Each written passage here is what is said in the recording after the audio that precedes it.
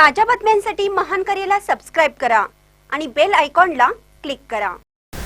आमदार डॉक्टर राहुल आवाडे यांच्या प्रयत्नाने ॲटोल्यूम उद्योगाला बूस्टर। जिल्ह्यातील उद्योजकांना वर्षाला मिळणार 400 कोटी।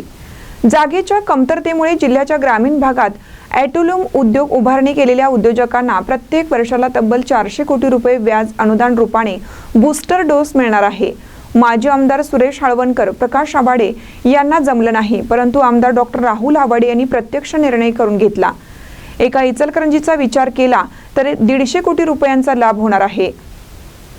शहराचा होत असलेला विस्तार, वाढती लोकसंख्या आणि उद्योग उभारणीसाठी शहरात जागेची कमतरता यामुळे अनेक उद्योजकांनी परिसरातील ग्रामीण भागात उद्योग उभारले, बांधकाम परवानगी घेतली, परंतु शासनाच्या जाचकटीमुळे या उद्योगांना व्याज अनुदान मिळत नव्हतं। यासाठी यंत्रमागधारकांच्या विविध संघटना 2015 पासून पाठपुरावा करत होत्या। माजी आमदार सुरेश हळवणकर, प्रकाश आवाडे यांनी यासाठी प्रयत्न केले, परंतु त्यांच्या प्रयत्नांना फारसे यश आलेलं नव्हतं। हे वास्तव आहे।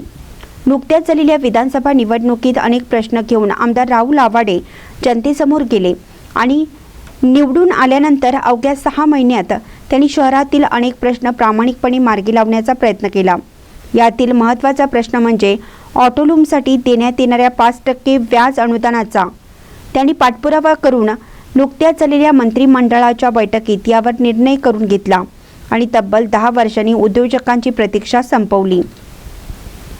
या निर्णयाची प्रत्यक्ष अंमलबजावणी कधी होईल हे आज सांगता येत नसलं तरी जिल्ह्यातील 400 उद्योजकांना व्याज अनुदान सवलतीचे वर्षाकाठी 400 कोटी रुपये नक्कीच मिळणार आहेत, यात तीळ मात्र शंका नाही।